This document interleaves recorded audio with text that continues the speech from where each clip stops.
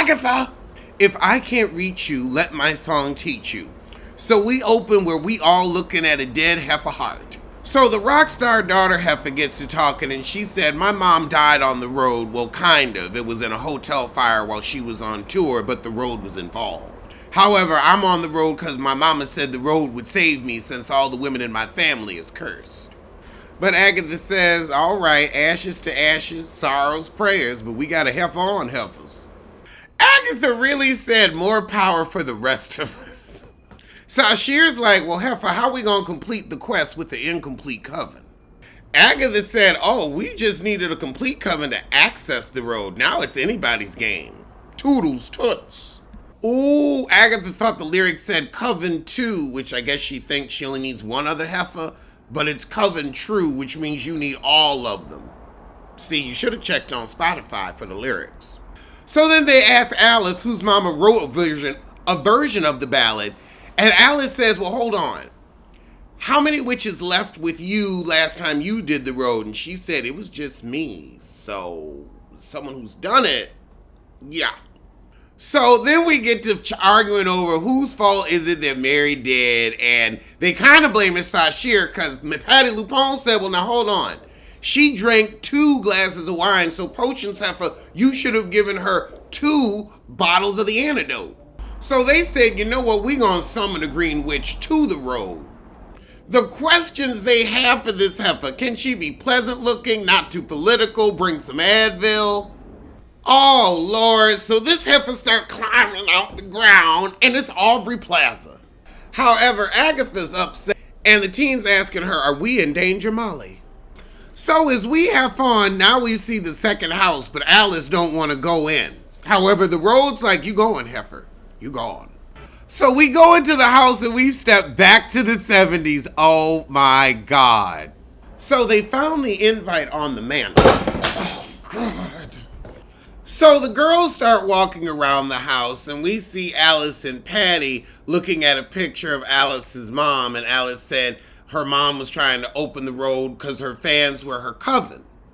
But then things went sour and she had to sell the catalog to keep the house. But then Patty seems like she's picking up some type of other spirit that's speaking through her because she said, Alice, don't. And Alice is like, don't what? And then Patty's like, don't what? What are you talking about? I don't know what I said.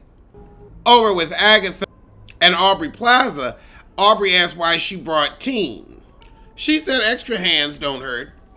So Angela says she wants a truce with this heifer and have one more last big adventure. And Aubrey says, like old times, as they start holding hands, they definitely given a Lisbon tea.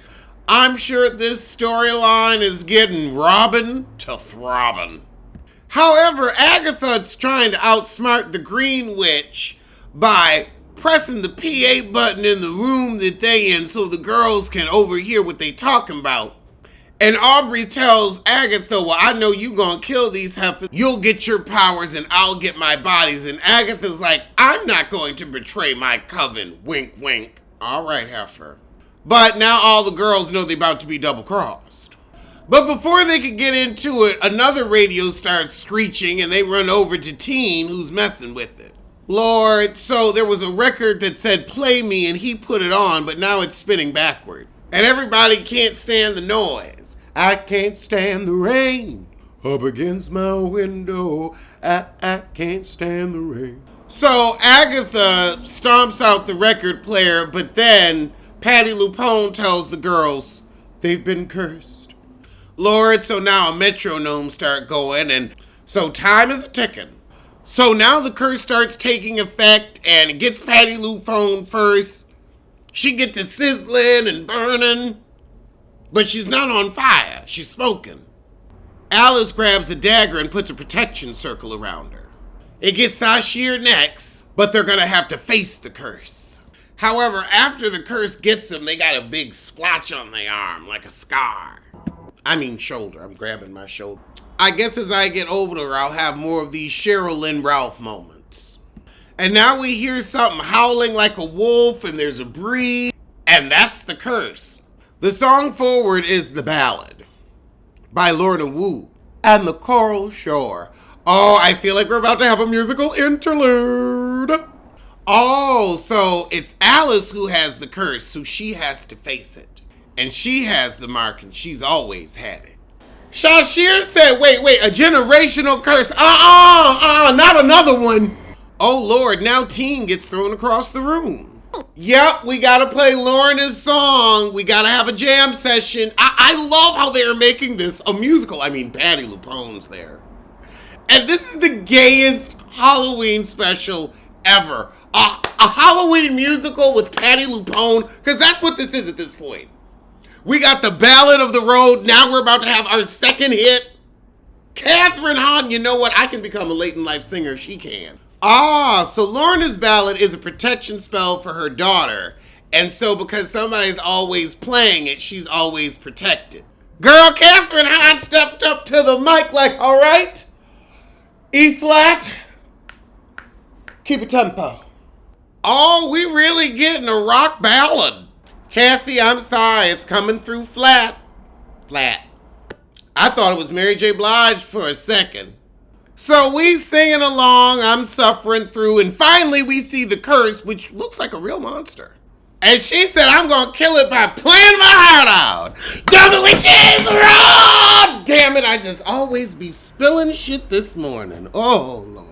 I done dropped 2 cups of water, my breakfast plate, and now this. Yay, she faced the curse and released it. Next stop, Soul Train. What sitcom was that from? Oh no, but Teen's bleeding and we gotta get him out. Agatha freaking out, she really want to save him. Sashir looking like, you care about somebody? The fuck? Sashir gets some water, blesses it in the moonlight, and pour it on the wound.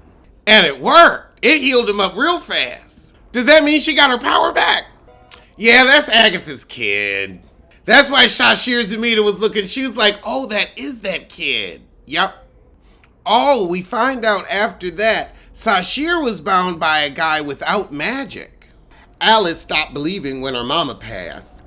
Over with Agatha and this teen, we see she was waiting for him and making sure he was okay. But then when he comes to, still alive. Like you wasn't worried. Oh, he asked her direct, did you put the sigil on me? She's gonna say, now why would I do that? And how would I have done that? When? I just met you. When you gave birth. Oh, she said, actually, I wouldn't know. The sigil works on the witch who cast it as well, meaning that witch wouldn't know either. Oh, God, then he asked her what really happened to her son. She just told him he'll fast, we're not staying long. I think it might be a myth or it's you, boo-boo. Laura, so we all trading battle scars, and now Aubrey says, let me tell a little bit of this heifer business. Long time ago, I loved someone, and I had to do something I didn't want to do, even though it was my job. However, Patty tell the heifer, don't think I forgot what you said in that sound booth. I'm on to you. So Agatha and Aubrey in the woods having a passionate lesbian hug. Is this a lesbian hug? We thought we was getting a lesbian kiss. Okay, so now the Green Witch tell her that's not your kid. And then Agatha just like slips away. Does that mean that she's the Green Witch's? That she gave him to the Green Witch? I don't know, but we'll see next week. That was the shit.